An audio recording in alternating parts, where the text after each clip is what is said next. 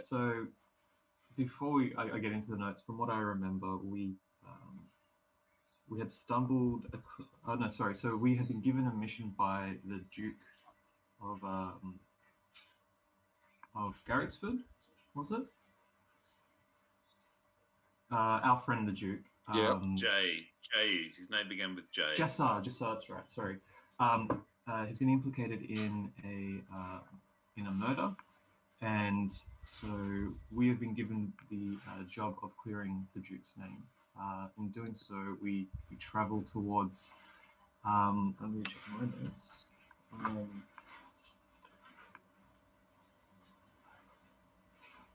That's right. Duke Uneroth was killed by someone, but implicated to be Jessar.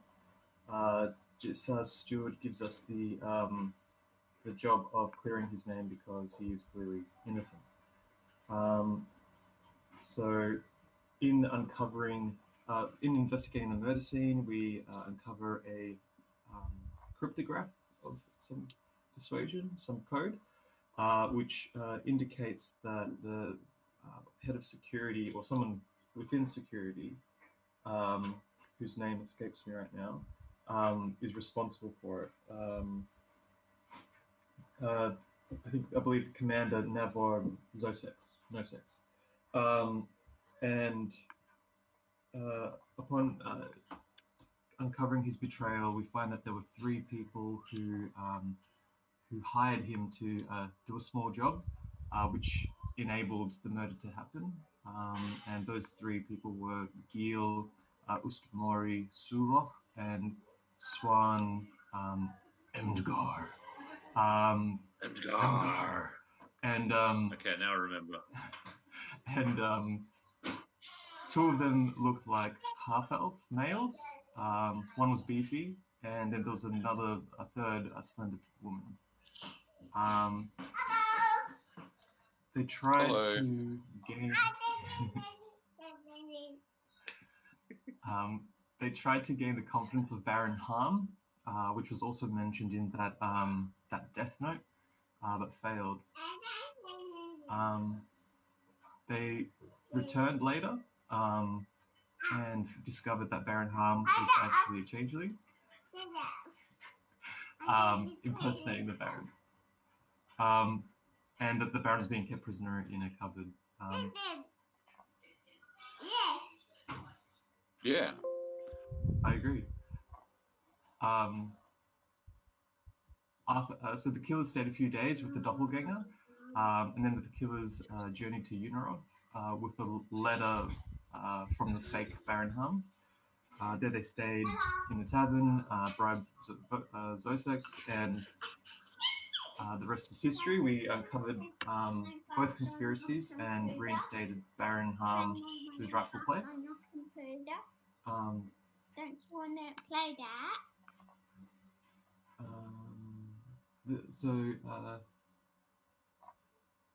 Also, there was a badge or some kind of buckle from the fuse that Duke Uneroth had in his hand when he was found. I don't know who took that. I can't remember if it was me. I don't think it was. I didn't write it down. And then the three killers were seen heading toward Melith, and then north towards Porogath. Based on that information, we set in motion letters, one to be sent back to Jessar, and another back to Uneroth's stand-in Duke-to-be, who was his eldest daughter.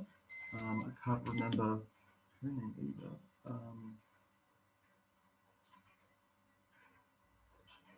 I'm not sure what her name is. I'll look it up and I'll write it in the notes. But her daughter anyway. So we sent a letter to her daughter, to Uneroth's daughter, and one back to Jessar, explaining the situation and clearing up the situation, though we don't know the outcome of that yet. And we've continued on the trail of the three assassin conspirator people. We still don't know who is leading them. Okay. And so you have found yourself in the Bloody Griffin and spent a couple of days trying to obtain information about these people, and I believe you had learned of the assassins had been seen heading northwards, and leaving Malith and heading to the north. And you had asked for information about the person who was said to have, or is assumed, alleged to have stolen the artifact from the bank. And so you've asked a Nine Eyes contact about that person as well. And whilst waiting for the information, spent a day traipsing around Malith and sort of getting your bearings. Does that sound familiar? Yep, we bought 4 potions. I have that note just then. That's from the market waiting and seeing turn. Okay, all right. I've just uploaded in Metzu Campaign channel a little image to give you a bit of flavour for Malith, and the kind of the level of density that you have in there. There's the map. Has everyone had a chance to look at the map of Metzu of Malith in the Metzu Maps channel? Yes. Ah, you're drawing our attention to that quite heavily, aren't you? No, just because you spent a day traveling around the city and trying to get your bearings. What that map is of really central Melith. The city itself is a good deal larger than that. And what I would say about the map is that it seems to suggest a relatively low density of buildings, but in fact, it is far more closely packed buildings, and many more of them are 3 and 4 stories high. So it's it is a densely populated place, and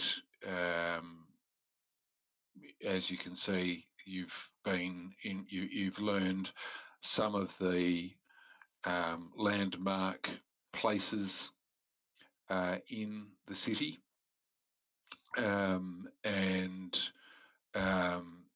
but you've also learned of some of the other notable places, some notable shops and things like that.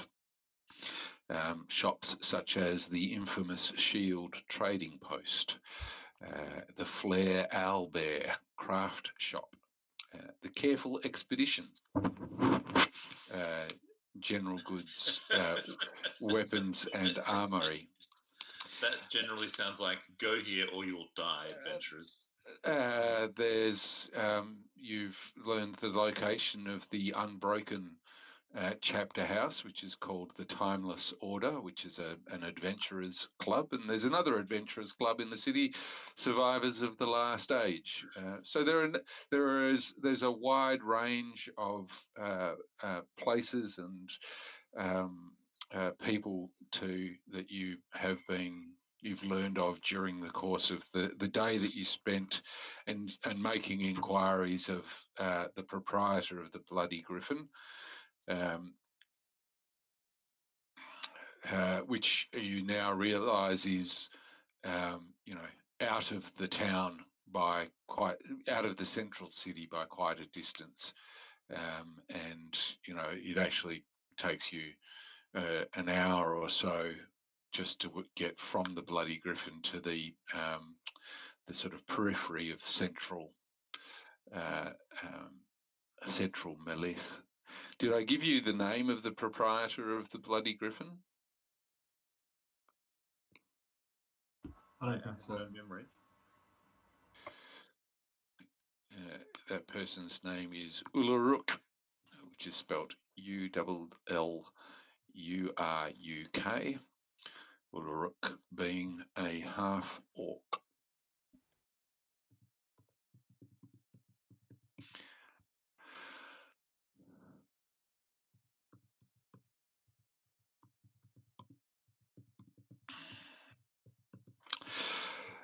So, with that all sort of said and out of the way, you get the information you required about the Tabaxi, the alleged thief, whose name was Archivelt. That's right. Archivelt.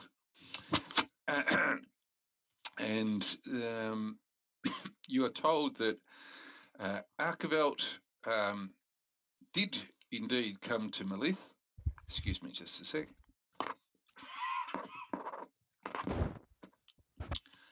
And was last seen entering the Porogarth embassy. I think I found Archivelt, guys.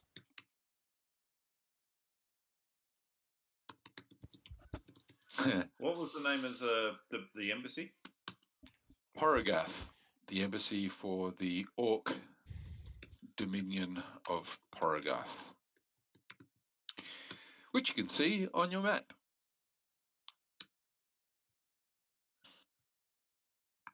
Stake out. Where is the map?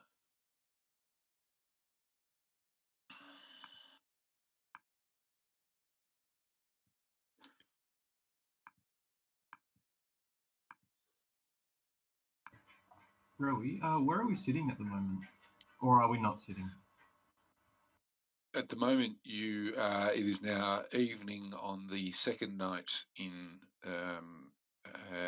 Melith, and you are at the Bloody Griffin with your Nine Eyes contact. And it's, it's late autumn. It's quite cold now in the daytime and particularly at night.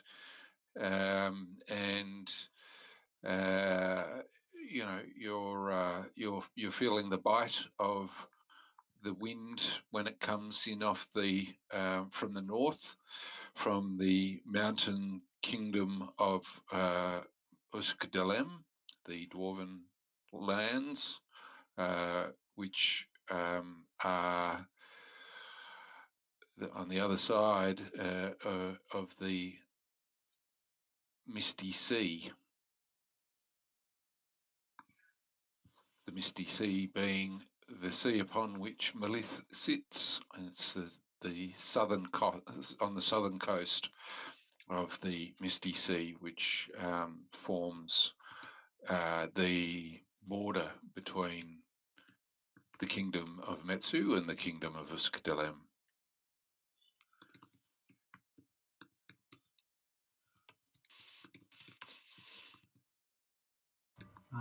Part of the border. Yeah. I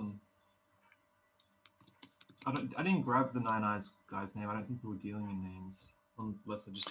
You didn't get a name. He didn't. You didn't ask, and he didn't offer. Good.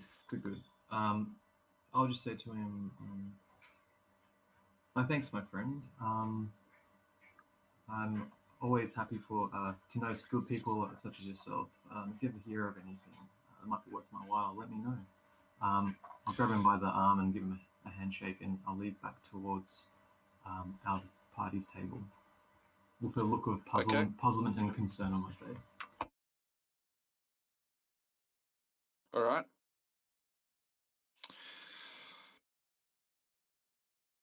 What would you like to do next? It's not you. I'll assume that you spend the night in the Bloody Griffin. I'd like to do that. I don't know about the rest of the group, but if no one else wants to do anything, I want to address the group. If we can do so in a way that's kind of isn't going to. Nobody's paying attention to you. Nobody's paying attention to you. They don't care. You're just another group of another group of dirty adventurers sitting in the corner.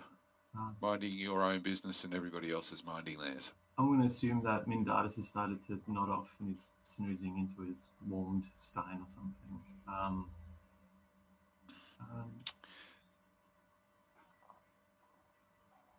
None of you have been around for some of the details that are starting to crop up in my mind and leading to... Mindaris, just as you say that, Mindaris, as he gets progressively more drunk, starts bemoaning the loss of Arlene and, talking about returning to Port Draz to find her. Anyway, please go on. Oh. Come on, Arlene. Don't get the DM's wrath. Earlier on, a few of my other comrades, Mindaris, you included, you remember when we first met each other and we had a few of those little skirmishes with little things that ended up putting us in good stead with the steward of Jasar. Do you remember that time we faced a group of kobolds? And not waiting for a response, I'll go on and just tell the story. So what was happening was, I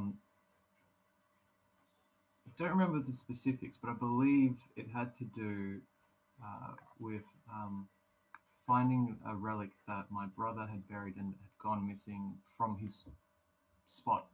And we tracked it down to a series of caves, and there we had found a fuse dungeon, and it had this crazy wizard guy in it. We ended up finding that relic piece, which now we've lost. But in doing all that stuff, we fought a few kobolds that were coming through holes in the wall, and we found a note. I can't remember if we picked it off one of the kobolds or if we found it in a nook, but it was written either in a goblin or orcish. It was written in not a common language, and it was effectively a communication, I think, between the kobolds and an orc party, which we gave the letter over to the steward because it was about an invasion attempt. And the only reason I'm mentioning it now is because I feel like I'm being hit over the head with reference to orcs, and it's caused me to remind this letter, and I don't know whether or not this might be a bigger ploy, a bigger part in a campaign to invade. And I'll lean back and swig. Okay. Mindata says they were goblins, not kobolds. And now that you mention it, we never did find out what that was all about.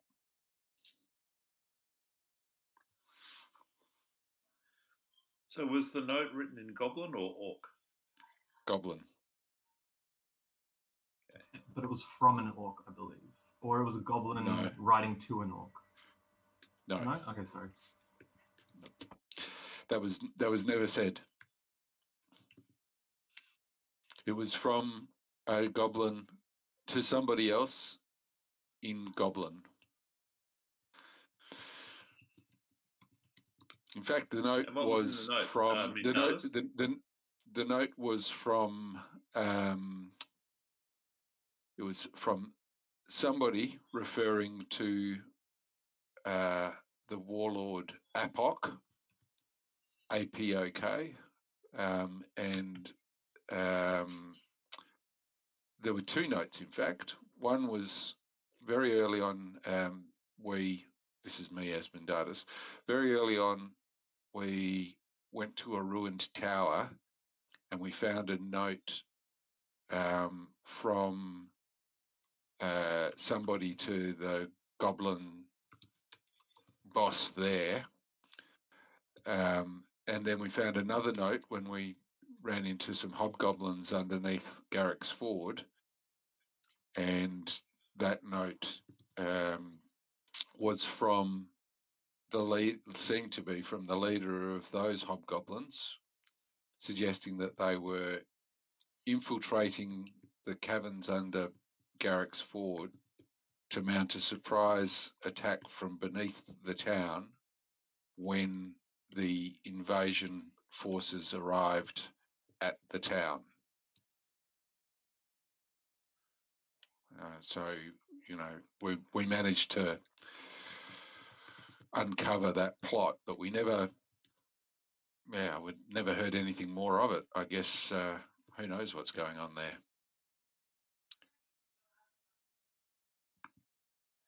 And what was the boss, the goblin boss in the ruined tower? What did that note say? Oh, it's something about, you know, easing off on the depredations of the nearby farmland. Didn't want to draw too much attention to that before the plans could be fully implemented, something like that.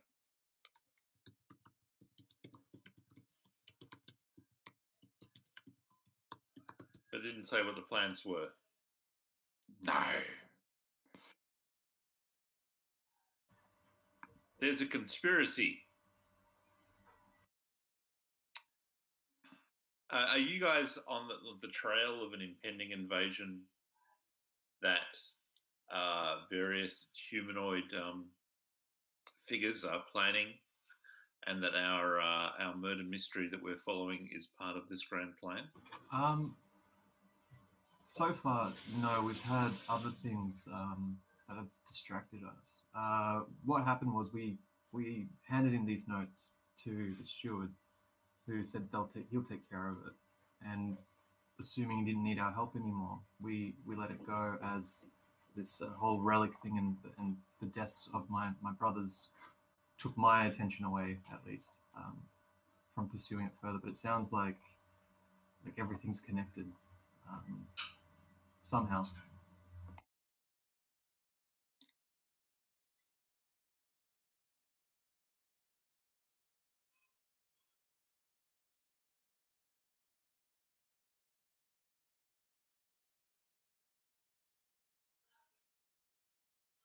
When Dardis takes a big swig from his drink and says, "Oh, Arlene."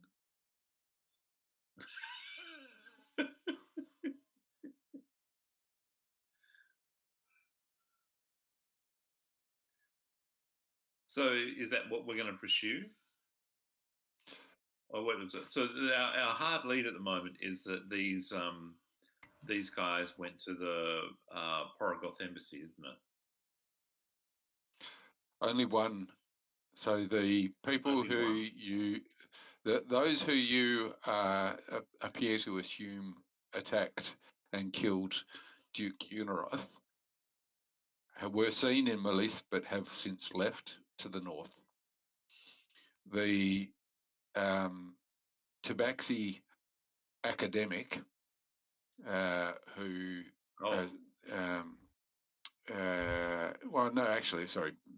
banker, the Tabaxi banker who you assume stole the relic from your bank vault at the Bank of Port Draz was last seen entering the embassy, the Porogoth embassy.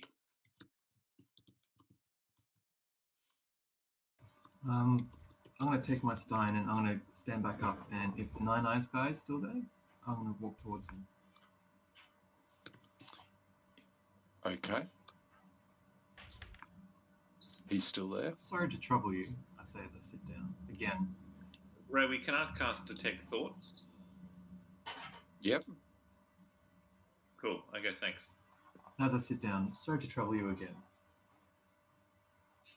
If one wanted to know what was going on within Porogoth or Porogoth Embassy, who would one speak to? Well, yeah, we've had an extremely hard time infiltrating the embassy. We have,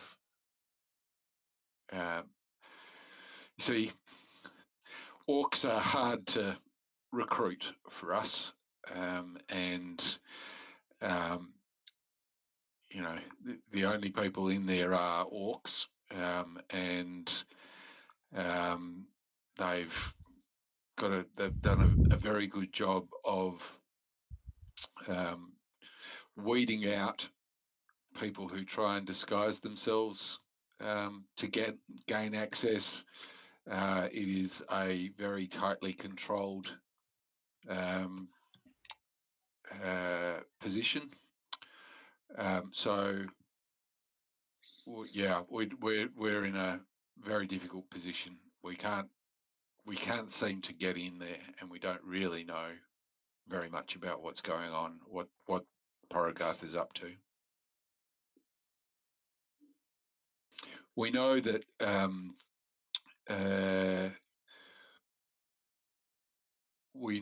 the king has been able to form something of a relationship with the ambassador, and has to be very careful about how he does that, because if the broader nobility of Melith, and indeed of the kingdom, got wind of the fact that the king was cultivating a relationship with Porogath, that would not go down very well.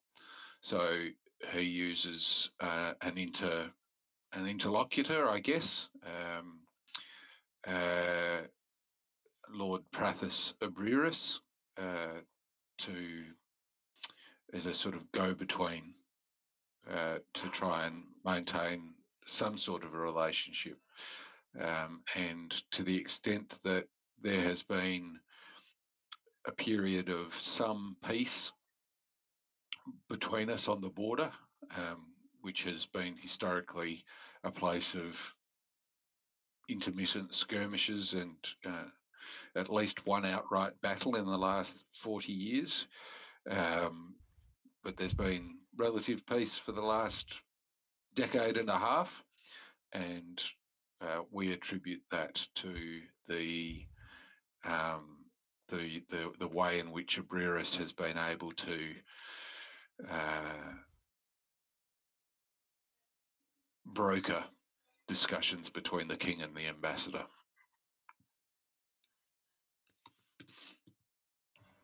So Prathis Abiris is he is from this kingdom. He works for the king. He's a lord of Metzu, and a resident in Melith. He maintains a manor in the sort of wealthier section of the city. What sort of reputation does Lord Prathis have? Good and evil, good and bad are relative terms. So what's his name? That I can't hear it properly. Lord Prathis Abiris. Obriris. Obrirus. What's the sentiment around Prathis? What's his reputation like? Would you call him a fair person, or is he arrogant? What sort of person is he? Well, I don't know him personally and have never had any personal interactions with him, but he is the most successful arms dealer in Metzu. He is he's almost got a monopoly on the sale of armaments to the king's army, and indeed to the provincial army maintained by Marquess Etain.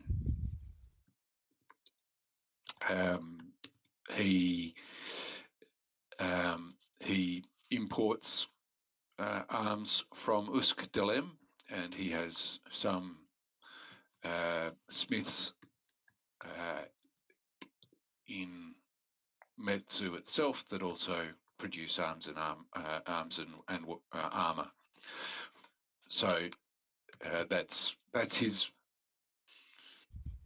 source of wealth and influence.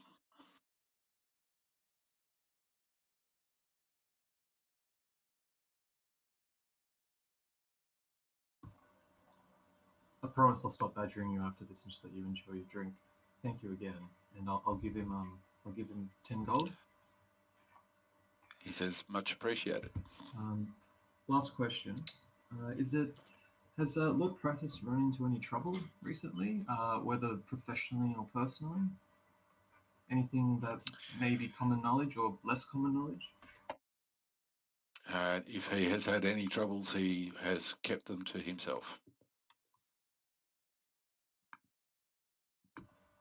My thanks. I'll raise my stein and I'll get up. Have a good night, friend. And you. And I'll relay all that information.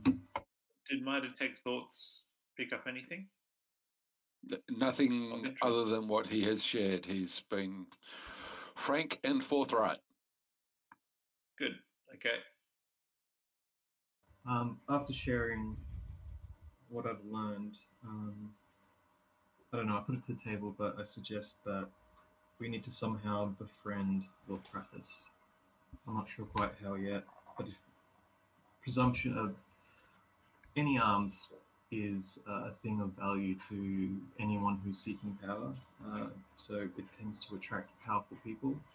So I'd be assuming that whatever arms he deals in and where his import routes would be, probably would be a very attractive thing to attack. I don't know. I don't know how we would find information about any kind of plot like that, but if we could help him out, maybe he might be able to help us out.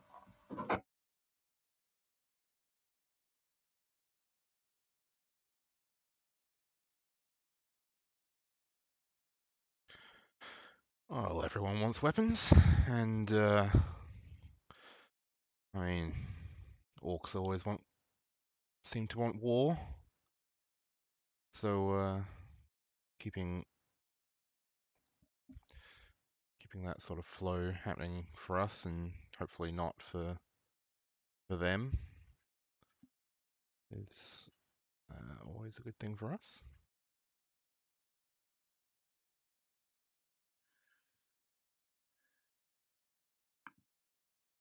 I missed the link between Lord Prathis and the previous question.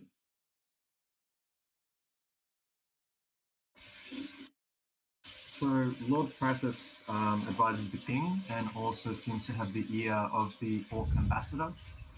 And I want to try and get into the Horogath embassy where the ambassador is. Not specifically physically, just I want to find out what's happening inside the embassy. I don't know if it's a good lead or not, but it seems like Prathis might be the way in. But I don't know Prathis. We've got no way of making friends with him, and why would he help us? Well, okay, so we want to get into the Orc embassy. Yep. With the goal of finding out what this Tablaxi guy gave over. Yep. Okay, so should we stake the place out tomorrow? See who goes in and out. Get a mud map of the outline of the place, and then see what we can plan. Good idea. I agree. That sounds like a plan to me. Okay. So that's the next day? Yeah. So you walk the hour into the city again. I think we should also choose a different place to live, to base ourselves. Somewhere closer into town? Yeah, there's a couple of inns very close to the Porgrath embassy. How about we'll pick the closest one? The White Skull Tavern, the Whistling Skull Tavern. Yeah, that's like across the road. Yes, bearing in mind that the map that you're looking at is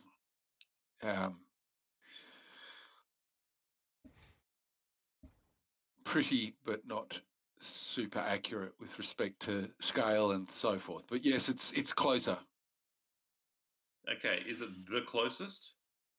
Definitely the closest. Right. What, Okay. what was its name again? Whistling? Whistling Skull. Tavern. Sounds kind of ominous.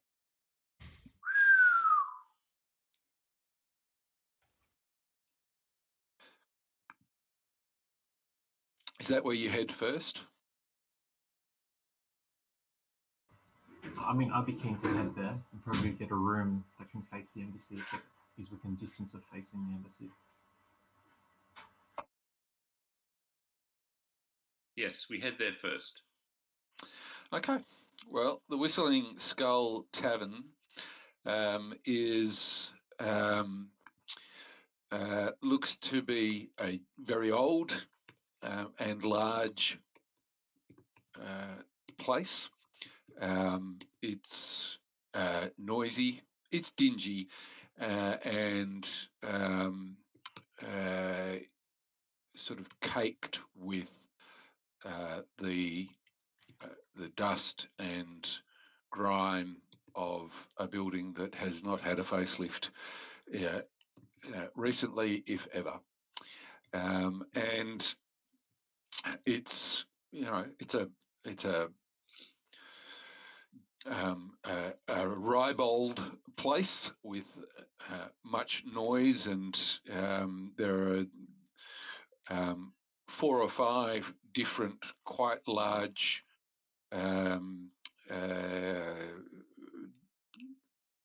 hesitate to call them dining rooms. There's certainly rooms with tables and chairs, and there's food on tables.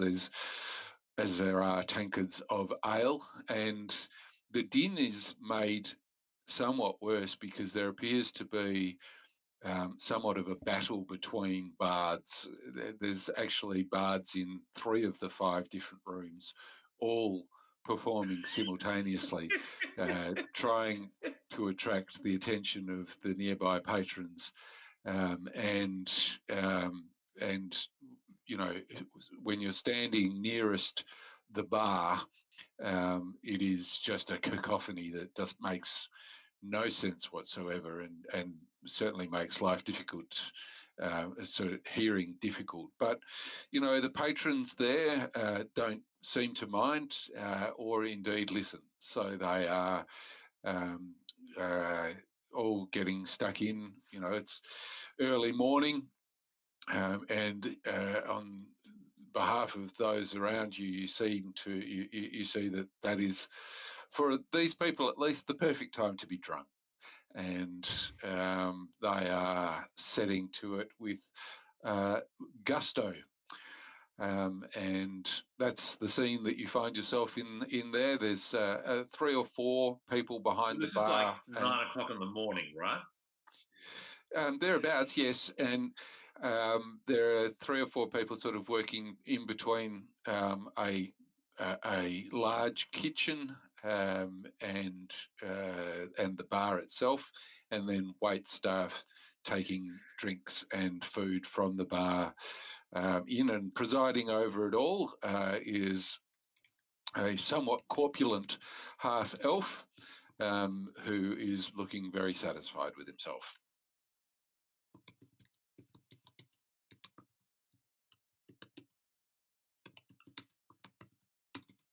Okay, can we get a room facing the street? Yeah. Yep. Yes, you can. He says. Lucky for you, I've just had to throw out a group of adventurers, and they were just a little bit too holy for me. They seemed to not enjoy the lifestyle here. They kept on trying to preach sobriety to people, and You get thrown out for being quiet and sober. And it's not so much the quietness and the sobriety. I can't understand it, but I can't accept it. But you know, if you're going around disruptive enough, if you're trying to If you're trying to convince other people to ease off on the booze, then obviously that's going to hit my bottom line, and That's I'm not. just bad I've got no time. business. Got no time for that. This sounds like my sort of place. You can call me Amber Fallow. That's my surname. If we get to be mates, I might give you my first name, but so far all I can see is 5 people not drinking. Well, let's fix that, shall we? And how much is the room? The room will be a gold piece each per night. Are we good for that? We're good for that. How long do you guys want to stay here? Let's do a few days. Let's do 3 days for now. How many of us are here? Is it 5? There's 5, yes. I'll drop 15 gold pieces. Okay. All right. Amber Fallow says, no problem. Meals are included, and as is 1 drink a day. If you want more drinks, you'll have to buy.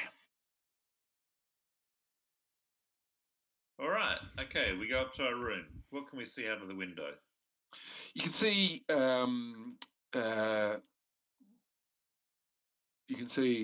activity on the street and so forth. You can't really see. You can't see the embassy from there. You sort of you can see the avenue that leads in from the west into the city, which is the sort of one of the 4 main streets in Malith. So you can see that is a bustling thoroughfare, and there are shops and residences lining the street behind the avenue of trees, which line that street. You realise that this is not a place for your stakeout. But it's quite close to where we can stake out. Yeah, at least it's close. It is. You can certainly make your way to where you might find a closer place. Okay. I reckon we should do that. Yep. We do a lap of that embassy block. Yep. So the sort of the square that surrounds the palace is full of stalls and market shops and so forth, but also what in a 21st century city might be called a cafe, but is not called that here. There are places that you can, however, haunt for a while whilst drinking non-alcoholic beverages and alcoholic beverages, but people aren't going to look askance at you if you're drinking the hot drinks of tea and things like that. And you find one which is sort of a very, very proximate to the embassy, which is called the Mellow Boat. The Mellow Boat is it's an establishment serving food and drinks and doesn't seem to mind if people take their time about it. And we can see the front door of the embassy or the front gate. You can see the gate of the embassy, yes. And the embassy stands out from the buildings around it, as it is built in an unfamiliar style to you. It's the kind of building you've not seen before, and it's not harsh on the eye, but the the ornate features of it are you know, almost alien to you in terms of the stylings. It is quite unique in the streetscape of Melith, or indeed in any streetscape you would have seen. And you do see people making some deliveries into the embassy. You don't really see you don't see anything out of the ordinary. It's a building which does have guards out the front of it, orc guards, sort of stopping people from coming in and out, and they look to be pretty heavily armed, and they sort of check people coming in. They go through any carts or bags that people are bringing or carrying in.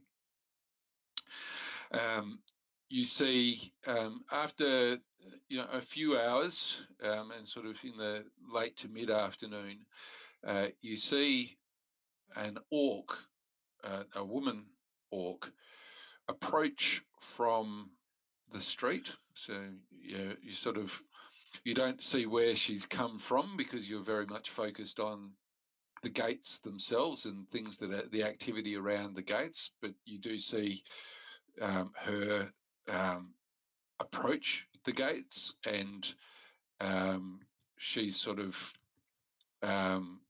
she doesn't speak to the guards but simply walks straight through, and they don't say anything, appear to say anything to her. And she sort of goes into the and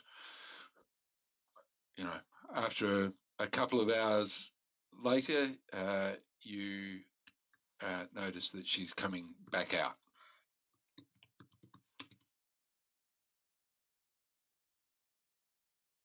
And she walks straight out? She walks straight out and she starts walking down the street. How is she dressed? Is she look military-like, or? She doesn't look military-like, no.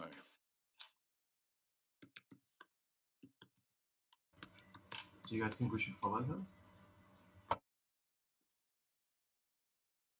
Okay. Seems like our best lead so far. We would like to follow her at a surreptitious distance. Okay. She starts walking sort of in the direction of the palace and sort of through the square, and then sort of takes a side street out of the square, and she's walking through the section of the map which is on the sort of top left quarter of the map. She's walking up the street, past the wealthy section of the city, through there, and you follow her, and she enters Owlbear and Gavel. Aha. I assume you follow her in. I'd like It's a tavern? Owlbear and Gavel is a tavern, yes. We follow her in. All right. Owlbear and Gavel, you realise on your entry, is about as far removed from the atmosphere of the Whistling Skull as it is possible for a drinking establishment to be. The people inside are well dressed and refined. There is a troupe of musicians playing music, and The same piece of music.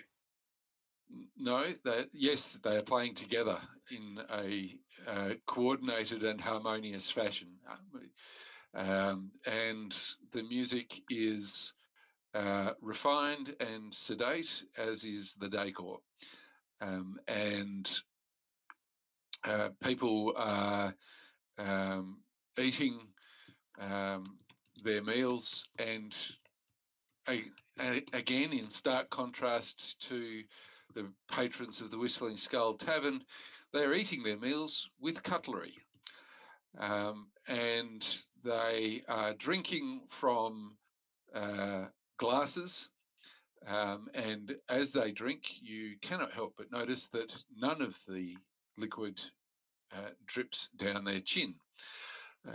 They are in conversation with one another, and from the words that you can hear, because their conversation is at a relatively low volume, they're using multisyllabic words, and that again also distinguishes them from the patrons of the Whistling Skull. My God. This is a bit You stuffy. stand out. You stand out in your attire and bearing from virtually everybody in the place. But that said, nobody would be so impolite as to actually be seen to be looking at you, though you feel that your presence has been noted.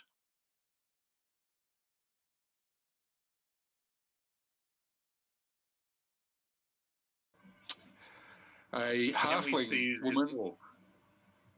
Yes, you can. A halfling woman approaches you and says, "Hello there. I'm Puppy Longriver. I am the proprietor of Owlbear and Gavel. How may I help you? Are you here to pick up something, perhaps, or do you have a delivery to make? Would you like to stow your? Would you like to stow your? What is the woman that we're doing? What is the woman that we're following doing? Is she going upstairs? Is she sitting down? She's taken position at a table and is looking at a menu. We're gonna have to eat here. The halfling says, "Would you like to stow your weapons in our cloakroom?" Light crossbow, yeah. We don't tend to encourage great swords at the table. I'm just trying to imagine walking into the World Club with an assortment of crossbows and pistols. Well, as long as you treat her right, I'm sure you can take care of. I'm sure I'm happy to relieve myself of this. Where do you want me to put it? Very good. Very good. She directs you over to the cloakroom and says, "Please, stash your stuff there." And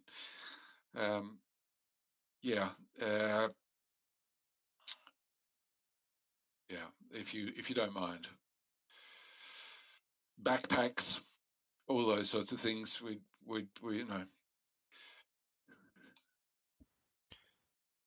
Very well. This isn't the sickly serpent.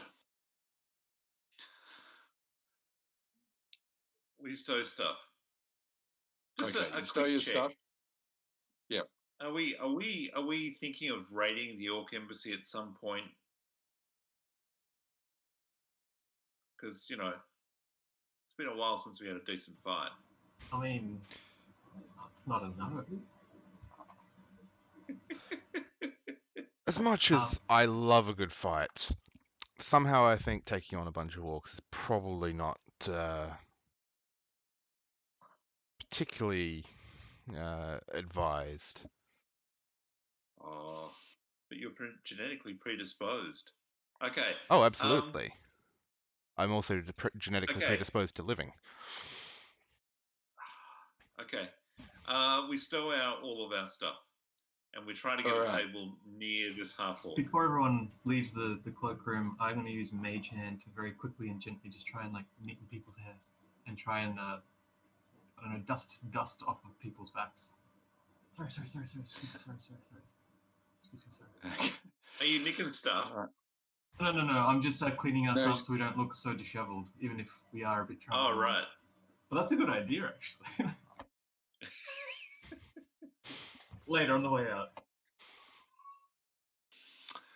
Okay, you take your positions at a table, and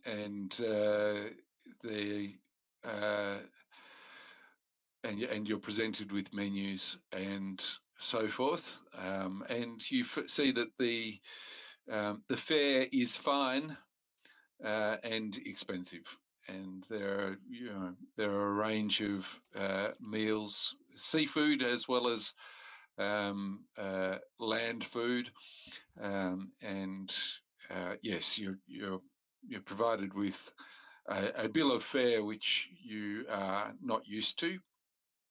The least expensive meal on it is 2 gold pieces, and the least expensive wine to accompany is a gold piece as well. What's the wine list like towards the middle? Towards the middle, you can see that there are carafes of wine, which will provide you with a drink each for 15 gold pieces. I'd like to order one of those carafes. One of those finer carafes, Okay. please. So while we decide what we're going to eat. Yes, is that good with everyone?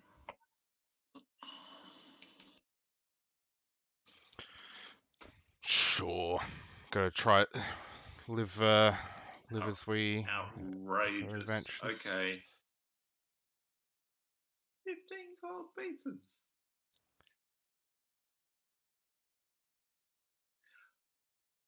Is anyone sitting at the table with a half orc? No, she is sitting by herself.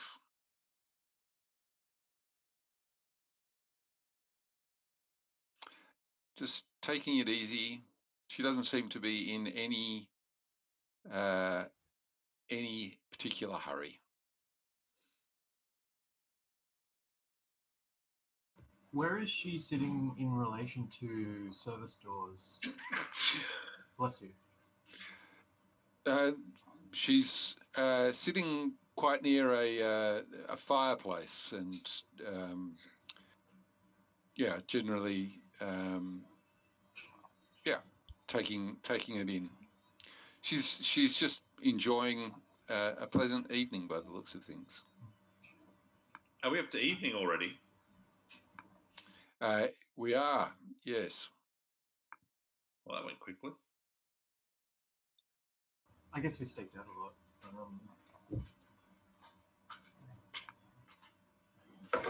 What sort? I don't know if you can answer this or should. What sort of air is she giving off? Does she seem like arrogant? Does she seem just casual? I don't really know. Roll for insight. Where are we rolling today? Now, yes, indeed. Let's go to roll 20. You should be able to open your character sheet.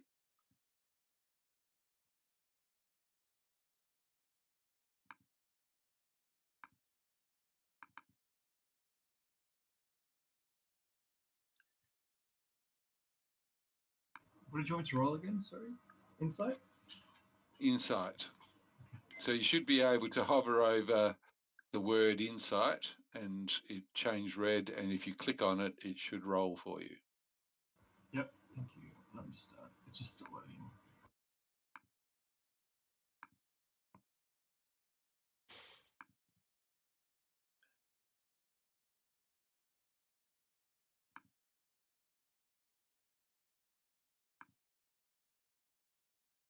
Did something happen? Okay, Can you see it? You should be able to see it in the chat. The chat bar. Yeah. Yes, you've rolled hang insight on. twice now. Can you see it? Oh, I'll take the second roll. What's that? You'll take the first roll.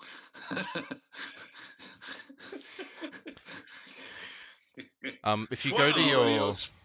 Am I rolling two? Hey? Yeah, and you can all roll if you like. if you go to your character sheet as well and click the little gear for the settings, in the section right underneath that, there's a roll queries section. If you change that to advantage toggle, then it'll only roll once, and then you can change it to roll advantage or disadvantage. Because at the moment it's automatically rolling twice. So on your character sheet, I hit the button twice. Yeah, No, but I it's don't mind.